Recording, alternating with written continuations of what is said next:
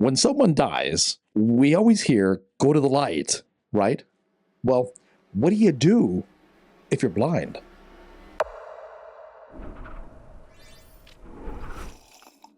This true but tragic story ends with Vicki taking a ride with two drunk customers and then being thrown from the van and teetering on the very brink of death. But that's not where it starts. No, believe it or not, this story starts with modern science eating essential nerve cells in her brain. Let me explain. Vicki's journey began in December of 1950. There was this cold winter chill seeping through the windows of St. Luke's Hospital in Pasadena, California.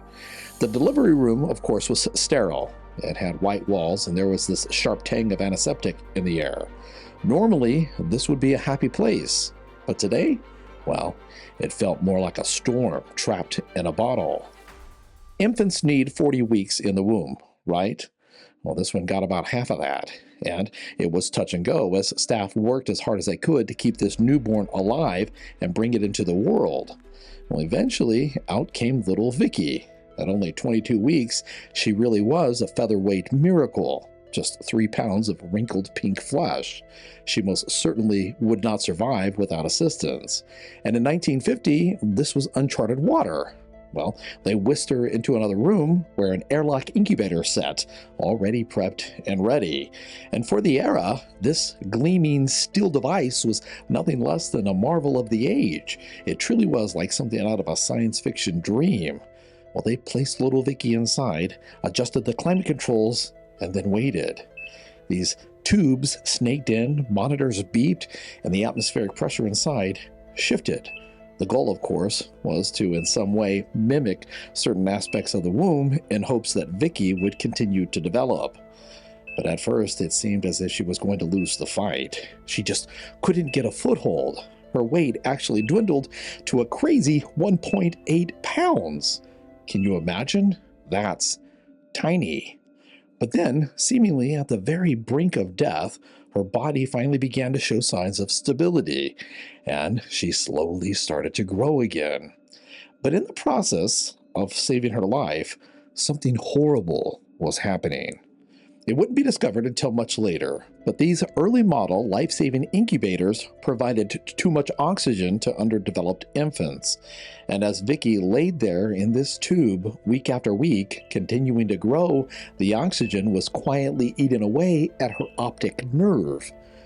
Well, finally, she became stable enough to survive on her own, and she was removed from the incubator. Another miracle is what they thought as they cracked the seal and then lifted her out. And as she was being held, Vicki blinked several times, and then eventually she opened her eyes into a world that she would never see. Her sight had been stolen forever by the very device that had pulled her back from the brink of death. But this would not be the last time that Vicki would come so close to death. As a matter of fact, one day, she would come so close that, according to Vicki, she would actually touch heaven and talk to God. Welcome to Velarcana. Here, we share mysteries that often defy explanation. I research the cases, and my husband tells the stories. Before we get into Vicki's near-death experience, I think it's important that we share just a little bit about her life. As I went over in the previous segment, Vicki was born in December of 1950 at St. Luke's Hospital in Pasadena, California. But Amy couldn't find any definitive records on her birth name. We do know that Vicki was given as her first name, but her last name? Well, it's a bit ambiguous. Some records imply that she was born as Noratuk. Others hint to the idea that she was born as Umipeg. Interestingly, according to Vicki, Umipeg has a very unique meaning. My name is Vicki Umipeg Noratuk. Umipeg is an Inupiaq word meaning blind person. It's a term of honor and respect in the Alaskan Native tradition for someone who lives and sees without eyes. We're not sure where Vicki went when she left the hospital, but her mother was a drunk. So for a portion of her life, she was raised by her grandmother. And unfortunately, her grandmother had severe mental challenges. When I was 10 years old, my grandmother was lying on the couch, and I remember wanting to put my hands around her throat because I hated her so much because of what she was doing to me. Vicki attended the Oregon School for the Blind in Salem, Oregon, and although her entry into the world was tragic and she suffered horrible abuse from her grandmother, she was blessed with one very powerful attribute. Vicki was smart, and she excelled at just about everything that she did. She learned to braille fast and how to navigate a room, and before long, blind or not, well, she competently moved through her world. And unfortunately, her intelligence, mixed with this abuse that she had suffered at the hands of her grandmother, made her angry and pompous. She was mad at the world, and because she was so smart, she just knew that she was better than everybody else. Vicki herself admitted to this much later in life, and she even gave examples of how this expressed itself when she was young. Around the time that she was 8 years old, one of her classmates, a little girl who went by the nickname of Bunny, had the most amazing crucifix. And whenever the girls were together, Vicki secretly coveted that crucifix. It was way too nice to be owned by the likes of Bunny, and it should most definitely be the property of someone much more worthy. Well, one night, Bunny lost that crucifix, and she was extremely heartbroken because of it. Well, not long after this, Vicki found it, and she kept it, even though the other little girl was crying incessantly. She lost it in the dining room, and I found it. And I heard her crying over it, and I didn't tell her right away that I had it. Eventually, Vicki did do the right thing, and she returned the crucifix to the little girl. In another instance, around the time that she was 9 or 10, her roommate Sharon showed her a dress that her mother had made her. It felt beautiful, with perfect round buttons and soft lace. Why was her friend given such a wonderful gift? Why did she have such an amazing mother? It wasn't fair. Sharon certainly didn't deserve something like this any more than Vicki did, and Vicki didn't have anything like that. When she left the room, I ripped all the buttons and the lace off. I was angry because I wanted to be cared about the way her mother cared about her. These events, and others like them, demonstrated the hatred that lived inside of Vicki and how it shaped her perception of the world. And we'll see before the end of this video how these life experiences were replayed and amplified in her near-death experience in order to teach her about the two greatest attributes of all. But first, Vicki would have to run away from home and take a job that only added to her ego and reinforced the idea that she indeed was superior. We don't know if she had a plan and had been waiting for just the right moment, or if one day she just snapped. But when Vicki was 19 years old, she left. Now, I lived in Oregon for several years, and it rains there a lot. So although we don't know for sure, I don't think it would be too far-fetched to say that she probably left in the rain, and most likely just took what she could carry. So, can you imagine? Here it is, raining. She's walking away from either her grandmother's house or the school, and probably not willing to use a cane because, well, that's just below her. Walking probably by memory, maybe her fingertips brushing along the bricks, counting steps, stuff like that. If she did in fact leave in anger, then her thoughts were probably full of hatred for her grandmother. And I don't know, maybe at one point she caught a ride heading north on I-5, or somehow she found her way to a Greyhound bus station and got the cheapest ticket north to Seattle. In any case, regardless of how she got there, that's exactly where she ended up. Seattle, Washington. And somewhere during her travels, she discovered that she could carve out a living with nothing more than her voice and her ability to play the piano. And me, with my storytelling brain, well, I picture her sitting in this smoke-filled room at the piano in the corner, maybe a velvet curtain half drawn, and her singing in this low, sultry voice songs that sound more like private confessions than current hits from the radio, maybe getting tips from customers or perhaps just being paid by the owner. I bet reality probably wasn't even half as interesting as the images in my mind. However, just a few short years after she had run away, at age 22, She indeed was earning a living playing the piano and singing in a restaurant in Seattle, Washington, and that's when it happened. It was just past 2 a.m. on Friday, February 2nd, 1973. Vicki had just finished her last set, and she was about to head into the office where she could get changed to call a cab. But along the way, a couple of customers, husband and wife, stopped her to tell her just how amazing her singing was. Well, they lavished praises on her for a while, and then she thanked them and tried to move on. But they weren't quite finished yet. And you know how when some people are lingering talking to you, and you have things to do, but you just don't want to be rude? Well, she let them go on for a few more minutes before she finally said that she really needed it to get into the office and get some change for a cab before her boss locked it up. What? A cab? Well, that's nonsense. There's no reason to take a cab. We will take you home. Well, during this conversation, Vicki had figured out that this couple, both of them, were more than just a little bit drunk. So she politely declined and then moved past. But by the time that she had gotten to the office, she found that the owner had already locked it. And worse, well, he had overheard part of the conversation, and he had heard the part of them saying that they could give her a ride home. The owner was afraid of offending the couple who had offered me a ride home and overruled my objections, insisting that I accept their offer. He refused to open up his office so I could get change for the payphone to call a cab. So I reluctantly accepted the ride. The couple owned one of those old VW buses. Well, Vicki got into one of the seats in the back, and the couple got into the front, and they were off. And now we've come full circle, and we're just about at the same point that I mentioned in the very beginning of this video, and everything gets crazy from here. Once the van got out onto the road and was moving along at a pretty good clip, the driver said that he was seeing double. Good time to realize that, right?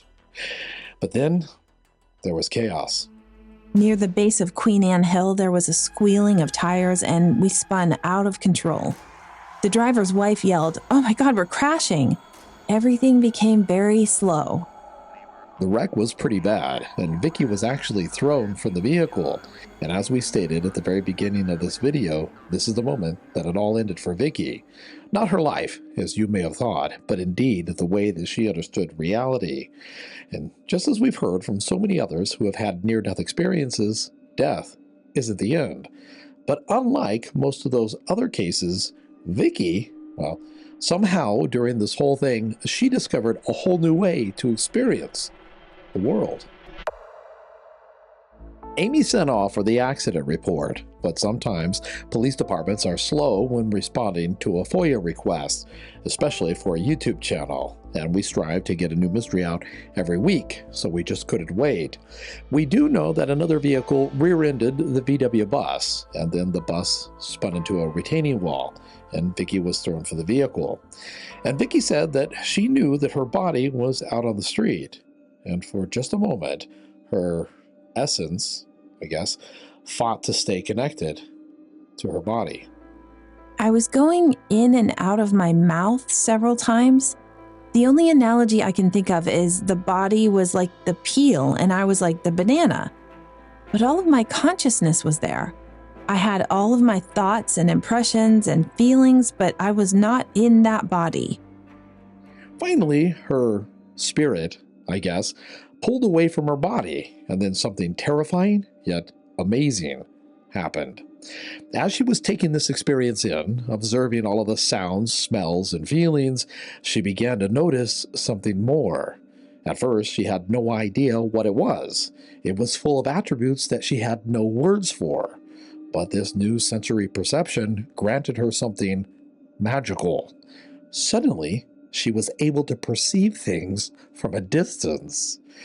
She didn't have to be right up on something and touching it in order to understand it. She now could understand it from quite a ways away. Well, this must be sight, right? Well, she would later say that images were bright and colorful, even though she had been blind since birth. I both felt and I saw, and it was frightening. and I could not relate to imagining things that way. I saw the buildings and the street very briefly after I left my body. I was up above everything, looking down at it at first. It was very scary because I couldn't relate to it. I couldn't translate what I was perceiving because I wasn't accustomed to seeing things, and initially it was very frightening. But gradually I adapted. Eerie and foreign are the best two words to describe how it was at first. She lingered there above the accident for a few moments, and then she said that it felt as if time had stretched out and somehow elongated. And then, an indeterminate amount of time later, she found herself floating just below the ceiling in the emergency room of Harborview Medical Center, looking down on a woman who, at first, she didn't quite recognize. Below me was a body on a cart, and at first I wasn't sure it was me. They had shaved off part of my hair, and blood caked the skull. And that looking down part? Well, it was still very foreign to her. And as a matter of fact, it would remain that way for the duration of this entire ordeal. Throughout this near-death experience, I was in a state of awe from seeing. In fact, it was so foreign to me that it was a continuous complication in my efforts to cope. At the same time, it was also like a foreign language that you don't understand, but that you ache to hear more of. While she was floating there, just below the ceiling, she reflected on herself, and she noticed that she still had a body. She said it was very similar to the body that was on the gurney below her, but this body was made entirely of light. And then she heard one of the doctors say that there was quite a bit of blood coming from her left ear, and he feared that this accident might just leave her deaf as well as blind. Well, this took her by surprise, and she found herself arguing with the doctor, shouting at him that she wasn't deaf and she could hear just fine. But of course, he didn't respond. Then one of the women who was there said, "There might be brain damage and she might be in a vegetative state." I yelled at her, "I'm not in a vegetative state." I was so frustrated and angry because I was yelling with every ounce of strength I had, and it was like I didn't exist. Finally, realizing that no one could hear her or see her, Vicki had a strong urge to leave, and instantly she found herself floating upward. I was drawn up through several floors of the hospital and was rising through space. I didn't care, though, because I felt so free. A moment later, Vicki went through the hospital roof, and she found herself looking down on the city. And as she floated there, she realized that she didn't have a care in the world. She was just happy that she could see, was no longer prone to bumping into things. And then suddenly, she was sucked up into the sky by some unexpected and unknown force. And an instant later, she was racing through a tube of light. In this tube, she wasn't alone. There were other people inside with her, some way up ahead and some way far behind. Quite a few people were on this journey with her, and they were all twisting and turning and quickly moving all in the same direction. And there were apertures in this tube as well, and occasionally she could see different areas just outside of the tube as she passed. One of them had a terrible sulfuric odor to it, and she could see that there were individuals out there floating around in some type of misery and despair. And there was another area with people that were just kind of weird. They weren't in misery like the other group. They just didn't seem to have any motivation. And I wanted to shake them and say, "Don't you understand the meaning of life? Come on, you guys, get with the program." But I was moving too fast through the tunnel. Finally, Vicki could sense the tunnel coming to an end. I exited from the tunnel, rolling out onto a field of grass. There were scattered trees and thousands of people singing, laughing, talking. Flowers were everywhere in different varieties. I still recall a near jasmine scent. Both the flowers and the birds had light all around them. As Vicki was soaking in all of this beautiful scenery, several people approached her, and she instantly recognized them. People from her past who had died, some of them years ago when she was a child. The feeling was warm, and she lovingly reached out to touch them, but when she did, she felt this strange invisible barrier separating her from them. An instant later, she was given a revelation that, at least right now, she wasn't allowed in heaven. As Vicki was holding out her hand, forbidden to touch her friends, she heard this voice, and then she felt this powerful presence. I guess the presence of God, telling her that it was not yet her time. Well, at first she wondered why. Why isn't it my time? But then instantly she knew the answer. And then a split second later, she realized, as strange as this sounds, that in that moment she possessed all of the knowledge, all of the wisdom, and all of the understanding of the universe. For an instant, I knew everything, and everything made sense. It was as if this place was where I could find the answers to all of the questions about life, about the planet, about God, about everything. Suddenly, I intuitively understood math and science, and I don't know beans about math or science. But even without asking questions, answers just came whenever I thought about something. It became clear to her that this was a perfect place. And yes, she did indeed belong here, but just not yet. First, there was an assignment, and she was the perfect person to fulfill it.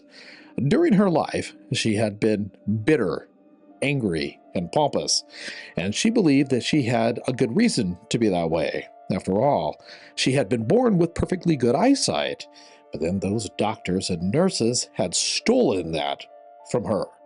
And her mother, the one who should have loved her unconditionally, well, she chose alcohol instead of her own daughter, and then discarded her like a piece of trash, turning her over to her troubled and unstable grandmother.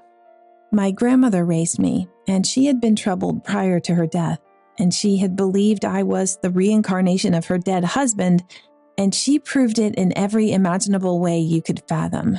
I hated her. No. Any self-righteousness or hatred that others thought that they could see inside of her, even if it was there, well, it was justified. And that is what made her the perfect person for this assignment. A moment later, the scene changed, and she was no longer standing in heaven. She was back at the school for the blind, and she was 8 years old again. But this time, she could see, and not just with her eyes.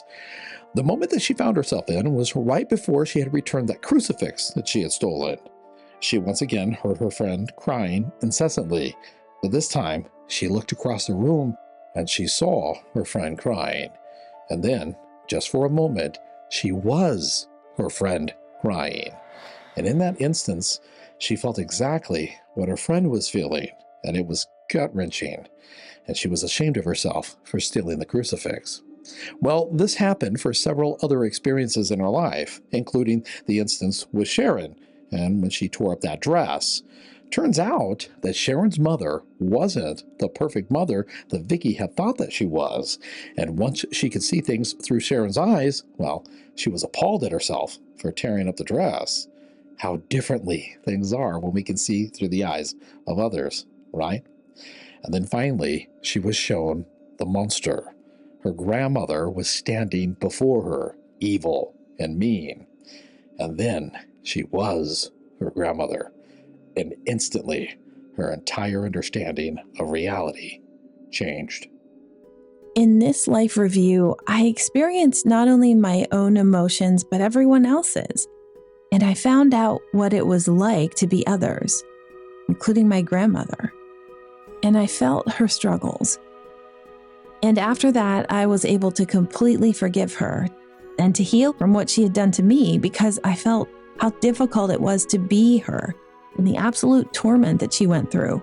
I felt so much compassion for her that I had never felt before, just gut-wrenching compassion. When it was all over, she found herself standing back in that beautiful field at the edge of heaven, and her mind was blown. And then she was told that she was going to return to the physical world, and that her body would heal, and that her life's assignment was, as I'm sure you've probably already guessed, to teach others that love and forgiveness are the two most important qualities that a human can have, and they're nothing less than the keys to happiness. What is that old saying? But by the grace of God, there go I. And then an instant later, she was back in her body. Now, this story is a bit heavy, right? And as you know, I'm skeptical, very skeptical about things like this. And although she was in that accident and did indeed flatline several times, well, there's absolutely no evidence that she actually floated out of her body, saw herself in the ER, and then went to heaven. At least, that's what I thought. Vicki woke up full of pain. Everything hurt. She felt heavy, and once again, she found herself living in a world of complete darkness.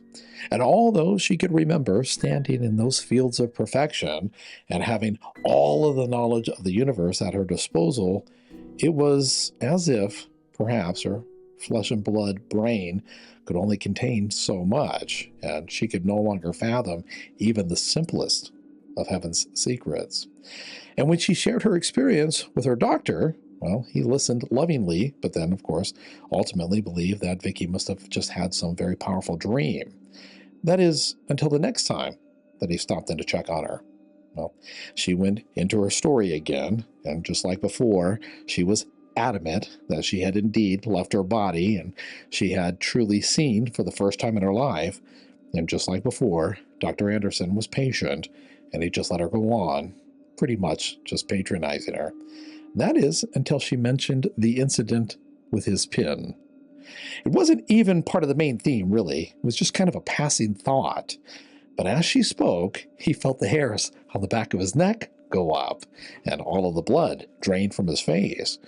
And he couldn't keep his throat from tightening as he tried to swallow. And that's because what she was describing was impossible.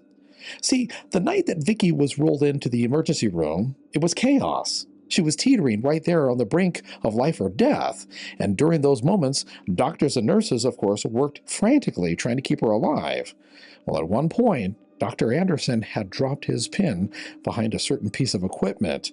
And as Vicki was talking, she somehow accurately described that exact moment.